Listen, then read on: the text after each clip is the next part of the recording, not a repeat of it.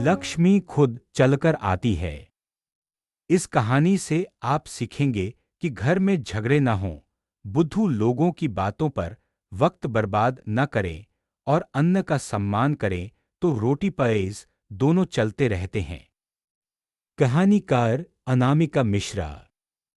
आज आपको एक ऐसे घर की बात बताऊंगी जहां लक्ष्मी सच में खुद चलकर आई, वो भी उस वक्त जब मालिक के पास सिर्फ 2 मुट्ठी चावल बचे थे। सुनिए पूरी बात ध्यान से, हो सकता है आपकी जेब भी ठंडी हो जाए। गांव का नाम था बेलवा, बिहार का छोटा सा कस्बा। सड़क इतनी तंग कि 2 साइकिल आमने सामने आ जाए तो एक को उतरना पड़े। उसी गांव में रहता था दिनेश यादव, खेत पर मजदूरी करता था। घर में माँ, बीवी और 2 बच्चे। वहीं दूसरी गली में रमेश रहता था, पढ़ा लिखा बेरोजगार। सुबह उठकर अखबार के कॉलम पढ़ता और पड़ोसियों को ज्ञान बांटता। दिनेश की दालान में भूसी की गंध, तिलहन की खुशबू और गुड़ की मिठास घुली रहती थी। उसने अपने छोटे से आंगन में खलिहान बना रखा था।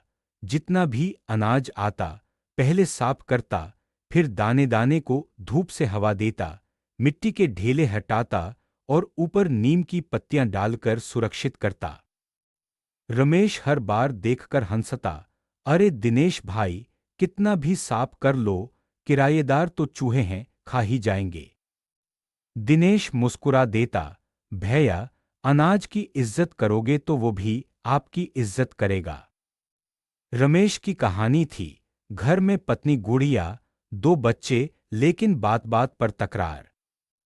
कभी रमेश का कहना कि मर्द हूं मेरी बात सुनो, कभी गुड़िया का हुंकार, तुमने तो कमाने हैं नहीं, बातें बनाते हो। घर गरम होता, बच्चे सहम जाते, पड़ोसी सुनते मुंह बंद रखते। एक रविवार की दोपहर गांव में जयनंद पंडित आया। रमेश का दोस्त, बाहर ठगी का धंधा करता है, अंदर से साधु बनता है। रमेश ने उसे बिठाया, खाने का ऑफर किया। पैसे नहीं थे तो गुड़िया के गहने गिरवी रखकर 2 किलो आलू लाया। जब बातों का सिलसिला चला तो जयनंद ने कहा, भाई, तुम्हारे घर वास्तु दोष है, हनुमान जी को बुलवाओ, 5,000 लगेंगे, सब ठीक हो जाएगा। रमेश ने फौरन दिनेश को बुलाया, देखो, तुम्हारे पास भी तो वास्तु दोष होगा, साथ में करवा लेते हैं, 5,000 दे देंगे, लक्ष्मी बुला लेंगे। दिनेश ने धीरे से कहा, भैया, मेरे पास तो 500 भी नहीं, ऊपर से मांगने वाला कोई है नहीं। जयनंद ने लंबी सांस ली, तो तुम चाहो तो कर्ज ले लो, फिर जब लक्ष्मी आ जाए तो चुका देना। दिनेश ने सिर हिलाया, महाराज, मैं कर्ज लेकर पूजा करूंगा, फिर जब फसल कम होगी तो ब्याज बढ़ेगा, ये तो डूबने वाली बात है। रमेश ने खींच कर कहा, देखा, तुम्हारे जैसे डरपोक लोगों के घर लक्ष्मी कभी नहीं आती। दिनेश मुस्कुराया, भैया, लक्ष्मी आती है तो शांत दिमाग से, झगड़े वाले या बुद्धू की सलाह से नहीं। 2 महीने बाद बारिश ने वक्त से पहले दस्तक दी, खेत की मिट्टी पलट गई, रमेश का बाजरा रेत में डूब गया। दिनेश की जमीन थोड़ी ऊंची थी, उसने नाली बना रखी थी, पानी निकल गया, गेहूं हरा हो गया। रमेश के पास एक लोटा अनाज न बचा, बच्चों ने रो रो कर पेट पकड़ा। गुड़िया ने कहा, सुनो, अब घर चलाने हैं तो मेरे भाई के यहां मजदूरी कर लो, लेकिन झगड़ा बंद करो। रमेश ने आंसू पोंछे, पहली बार चुप हुआ। दिनेश की फसल बिक गई, उसने पड़ोस के किसानों को बीज दिए, बदले में सबने उसे दलहन भेजा।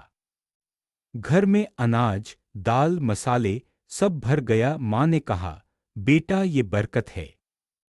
दिनेश ने जवाब दिया, नहीं मां, ये सम्मान है अनाज का और प्यार है परिवार का। दिवाली की रात रमेश के घर दिया न जले, लड़का बुखार से कराह रहा था, दवाई के पैसे नहीं। गुड़िया ने रोते हुए पड़ोस जाकर दिनेश की बीवी सुमन से कहा, भाभी, क्या आपके पास पैरासिटामल है? सुमन ने तुरंत दवाई दी, साथ में एक मुट्ठी चावल, 2 मुंह। अगर वीडियो पसंद आया तो वन वे चैनल को सब्सक्राइब जरूर करें। आपका एक सब्सक्राइब हमारा हौसला बढ़ाता है।